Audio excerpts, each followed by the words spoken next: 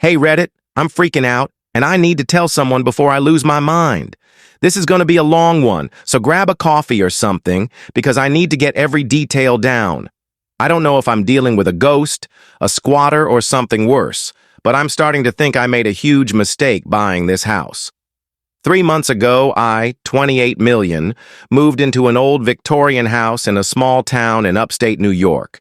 I'd been saving for years, working double shifts as a line cook, dreaming of owning a place with character. This house popped up online and it was perfect. 3 stories, wraparound porch, stained glass windows, and a massive backyard. The price was stupidly low, like half what it should have been. The realtor said the previous owners were motivated sellers who moved to California and didn't want the hassle of a long sale. I asked if there was anything wrong with the place. Foundation issues, mold, whatever. She just smiled and said, "It's an old house, it's got quirks." I should have pressed harder, but I was too excited to care. The first few weeks were fine, just the usual new homeowner stuff. The floors creaked, the radiators hissed, and the basement smelled like wet dirt, but I figured that's what you get with a house built in 1890. I spent my days unpacking, fixing small things like leaky faucets, and trying to make the place feel like mine. My girlfriend, Lena, 27F, helped out when she wasn't working her nursing shifts.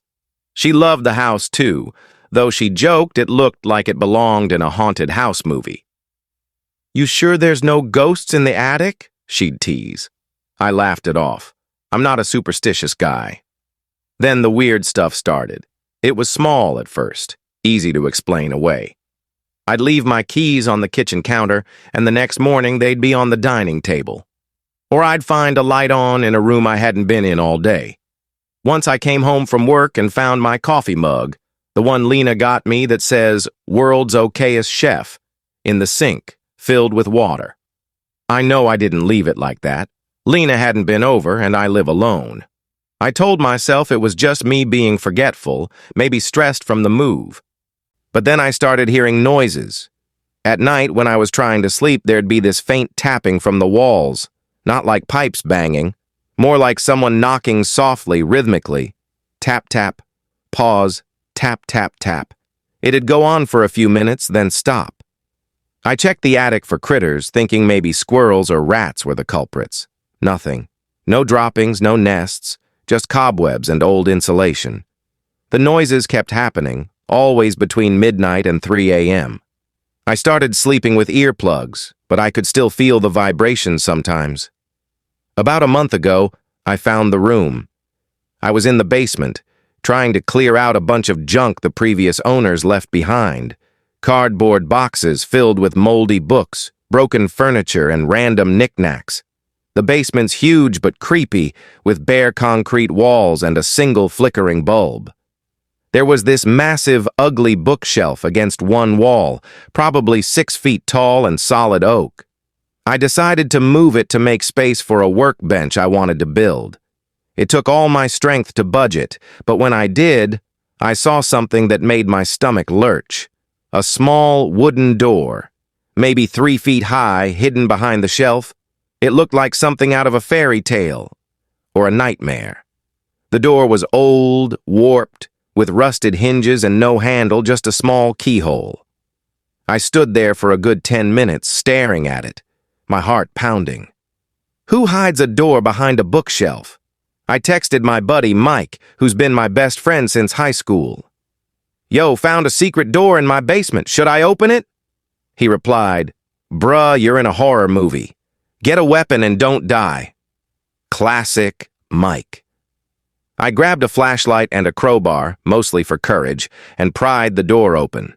It let out this god-awful creak, and a blast of cold, sour air hit me, like damp earth and something metallic. Behind the door was a narrow staircase leading down into pitch blackness. I'm not gonna lie, every instinct screamed at me to slam the door shut and pretend I never saw it. But curiosity got the better of me.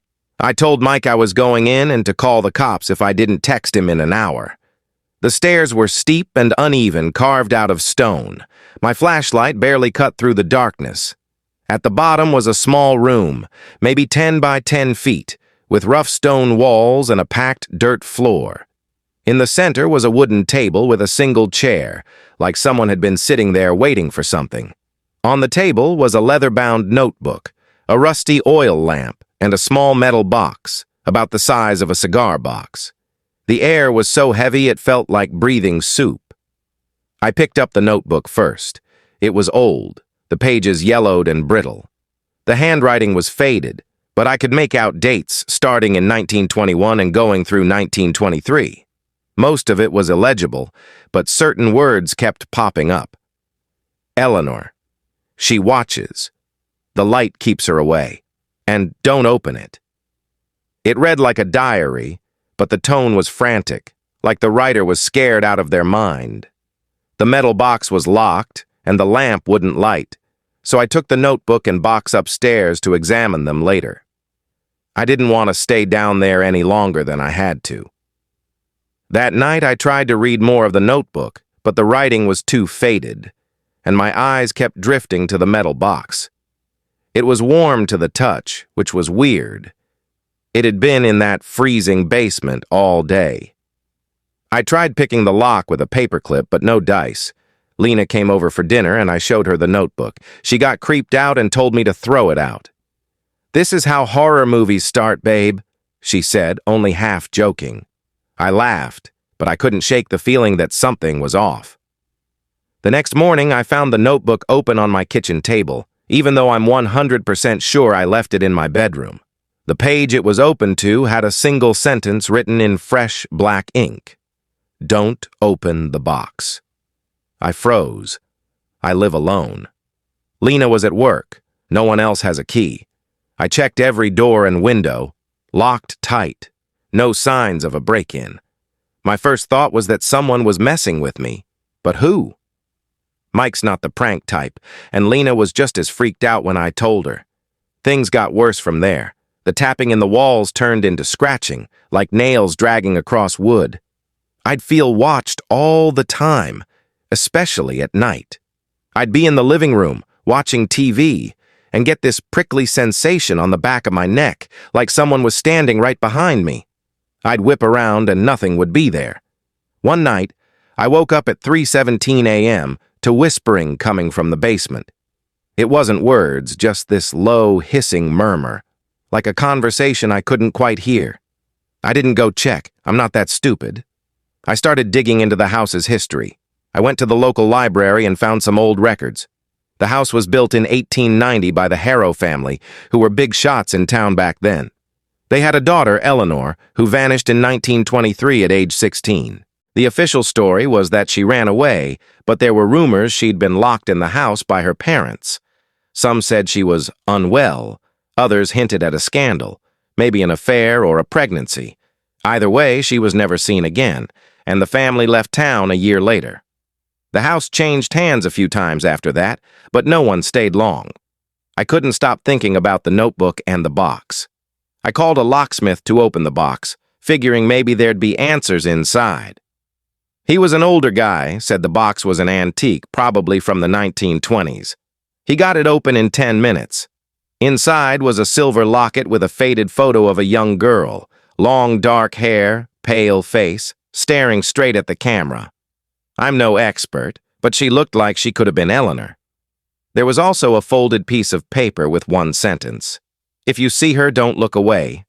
That night, I saw her. I was in bed, scrolling on my phone, trying to distract myself from the tapping, which was louder than ever. It was coming from the wall behind my headboard. I froze, listening, and then I saw it. A shadow moving across the room. Not a normal shadow, but solid, like it had weight. It was the shape of a girl, maybe 5 feet tall, with long hair that seemed to float around her. I couldn't see her face, but I felt her staring at me. My heart was hammering so hard I thought I'd pass out. I remembered the note, "Don't look away." So I stared at the shadow, too scared to blink. It stood there for what felt like an hour, but was probably only a minute. Then it moved, gliding toward the wall, and disappeared. I didn't sleep that night. The next day, I found the locket on my kitchen counter. I know I left it in my bedside drawer. Things kept escalating. Chairs would be turned backward when I came home. My bedroom door, which I always close, would be wide open. One night I found muddy footprints, small like a teenager's, leading from the basement door to the living room. They stopped in the middle of the floor, like whoever made them just vanished. I told Lena everything, and she begged me to move out. "This isn't worth it," she said. "That house is wrong." But I can't afford to leave. I sank every penny I had into this place, and I'd lose everything if I tried to sell now. Plus, I'm not even sure moving would stop this. Whatever's happening, it feels personal. Last week, I decided to go back to the hidden room. I don't know why. Maybe I thought I'd find something to explain all this. I brought a flashlight, my crowbar, and my phone to record everything. The room looked the same, but the air felt heavier, like it was pressing down on me. I noticed something I hadn't seen before. Scratches on the walls, deep and jagged, like someone had clawed at the stone. And on the table, where the notebook had been, was a single word carved into the wood. Eleanor. I noped out of there and haven't gone back since. But last night, I heard footsteps coming up the basement stairs. Slow, deliberate, like someone was taking their time.